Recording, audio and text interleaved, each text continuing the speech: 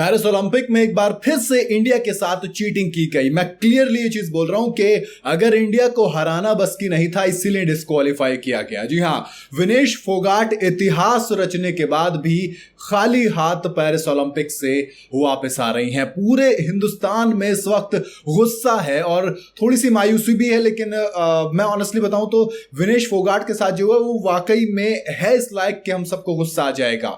यार 100 gram weight के चक्कर में आपने उस लड़की को नहीं सिर्फ बल्कि 150 करोड़ हिंदुस्तानियों को पेरिस ओलंपिक से बाहर किया है, क्योंकि हरा तो सकते नहीं थे। उसने दुनिया की नंबर 1 जापान की जो फाइटर थी, जो पहलवान थी, उसको हराया था। और अब उसका मुकाबला फाइनल में पहली बार था जब इंडिया से कोई गोल्ड के लिए, कोई महिला पहलवान गोल्ड के लिए लड़ने जा रही हो। फाइनल में मुकाबला हिल्डब्रांड से था, उनको वो ऑलरेडी हरा चुकी हैं। इसका मतलब ये कि इंडिया का गोल्ड पक्का था, लेकिन नहीं, पेरिस ओलंपिक ने ये नहीं चाहा और सिर्फ 100 ग्राम वेट के लिए उनको बाहर कर दिया।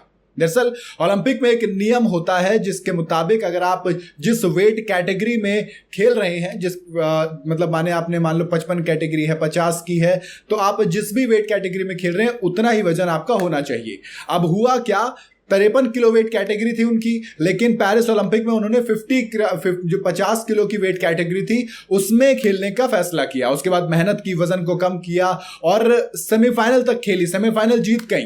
आज जब उनका फाइनल था तब वेट जब तुला तो वो 50 किलो 100 ग्राम निकला, सिर्फ 100 ग्राम फालतू।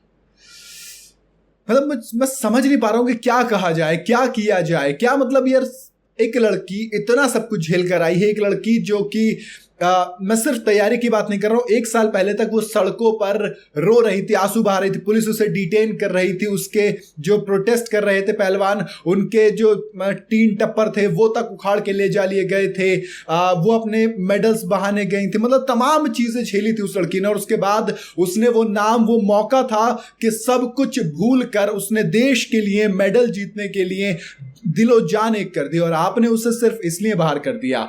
अब संजय सिंह ने, जो आम आदमी पार्टी के नेता, उन्होंने कहा कि सरकार को इसमें हस्तक्षेप करना चाहिए। पीएम मोदी का भी ट्वीट आया, उन्होंने कहा कि हम सब अच्छे से जानते हैं कि आप कितनी बड़ी फाइटर हैं, आप किस तरीके से लड़ती हैं, आपका रेजिलियंस कितना है।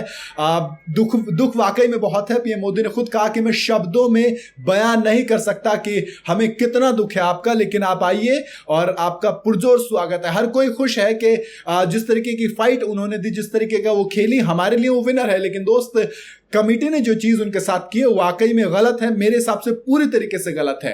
ये सफर बहुत ही ज्यादा शानदार रहा उनका, और अब आगे क्या होगा मुझे नहीं पता, क्योंकि मेरी जो लास्ट इंफॉर्मेशन है वो ये कि वो पूरी मतलब डिस्क्वालीफाई कर दें, पूरे इवेंट से डिस्क्वालीफाई कर देंगे। इसका मतलब कि उनके हाथ कुछ नहीं आएगा और वो खाली हाथ वापस आएंगे। खाली हाथ वापस, सोचो आपने सेमीफाइनल जीता हो, फिर उसके बाद quarter final, semifinal, bronze, silver, अब गोल्ड की बारी थी, फाइनल की बारी थी।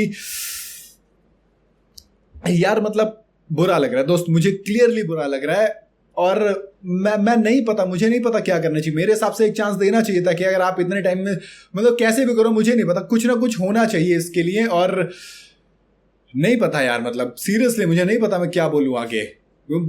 बहुत ज्यादा उम्मीद थी मेरी, मुझे, क्योंकि आप सोचो ना, आपके साथ फाइनल में एक ऐसे कैंडिडेट के साथ खेलने वाले जिसको आप हरा चुके हो, आपका कॉन्फिडेंस ऑलरेडी 7वें आसमान पर है, आप इंडिया के लिए गोल्ड लेके आने वाले, देश के लिए सोना आता है। यार मतलब छोड़ो, अपनी राय बताओ मुझे कमेंट में आप, मतलब क्या किया जाना चाहिए, क्या किया जा सकता है, कौन जिम्मेदार है इसके लिए।